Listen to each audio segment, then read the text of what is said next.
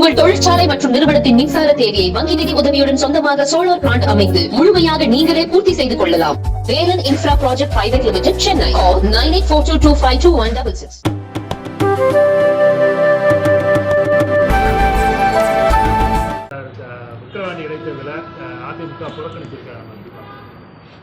வியப்பளிக்கிறது. ஒரு பெரிய அரசியல் கட்சி, ஒரு பெரிய சின்னத்தை வைத்திருக்கின்ற அரசியல் கட்சி, தொண்டர்களை வைத்திருக்கிற அரசியல் கட்சி ஏதோ இந்த மாதிரி ஒரு முடிவை எடுத்திருக்கிறார்கள் என்று எனக்கு வியப்பு அளிக்கிறது. இதன் மூலமாக எனக்கு ஒரு சந்தேகம் எழுப்புகிறது. ஏதோ அந்த பாஜக கூட்டணிக்கு மறைமுகமாக அவர்கள் ஆதரவு தெரிவிக்க வேண்டும் என்பதற்காக இந்த மாதிரி ஒரு முடிவை எடுத்திருப்பார்களோ என்று எனக்கு ஒரு சந்தேகம் வருகிறது. ஏனென்றால் இப்பொழுது நடந்து முடிந்த பாராளுமன்ற தேர்தலில் கூட அவங்க ஒரு கணிசமான வாக்குகள் அந்த தொகுதியில் வாங்கியிருக்காங்க. அப்படி இருக்கும்போது ஒரு பெரிய அரசியல் கட்சி இந்த தேர்தல் நடத்தையில் எங்களுக்கு நம்பிக்கை இல்லைன்னு சொல்கிறது வேடிக்கையாக இருக்குது. ஏன்னா இந்த தேர்தல் நடத்துறது எலெக்ஷன் கமிஷன் ஆஃப் இந்தியா. அதனால் இப்போ தான் நடந்து முடிஞ்சது. அந்த தேர்தலில் கலந்துக்கிட்டாங்க, எல்லா தொகுதியிலையும் வேட்பாளரை போட்டாங்க. திடீர்னு இந்த இடைத்தேர்தலில் கலந்துக்க மாட்டேன்னு சொல்கிறது ஒரு வியப்பளிக்கிறது. இது என்னமோ டெல்லியில் அவர்களுக்கு ஏதாவது அழுத்தம் கொடுத்து பாஜக கூட்டணிக்கு மறைமுகமாக வேலை செய்ய வேண்டும் என்பதற்காக இந்த முடிவை எடுத்திருக்கலாம் என்று எனக்கு ஒரு சந்தேகம் வருகிறது.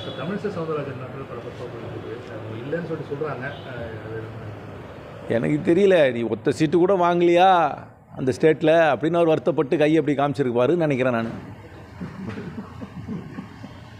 நம்ம இந்தியா கூட்டணி பல்வேறு வாக்குறுதிகள் நம்ம இது பண்ணோம். ஆனால் மக்கள் மெஜாரிட்டி இல்லாமல் பிஜேபி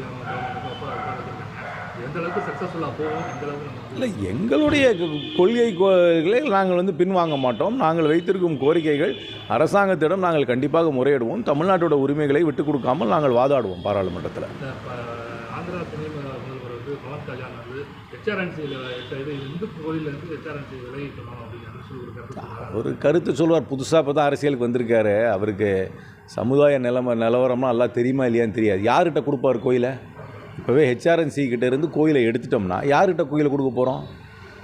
அந்த கோயிலை நடத்துறதுக்குன்னு ஏதாவது அவங்களை எந்த குரூப்புக்கிட்ட கொடுப்பீங்க?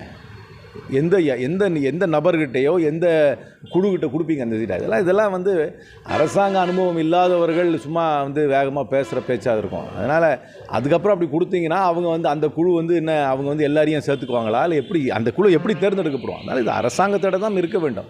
இல்லாட்டி அம்பேத்கர், காந்தியடிகள், பெரியார் எல்லாரும் பட்ட கஷ்டமெல்லாம் வேஸ்ட்டாக போயிடும்.